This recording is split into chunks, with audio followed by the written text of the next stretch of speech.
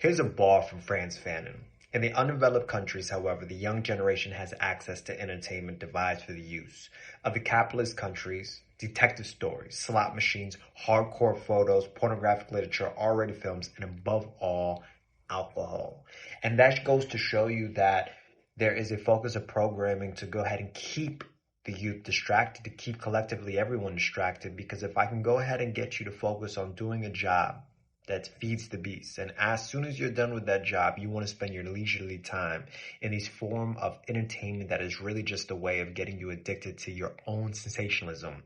then that's going to keep you in a loop cycle that you are going to work at the factory that I have provided. And then as soon as you're out of that factory, you're going to go into another system that I want you to go into. So you're in a repeated cycle of this behavior, all designed to keep you distracted. Because if you're distracted in these mechanisms, then you're not thinking about what's actually happening around you and who's controlling you.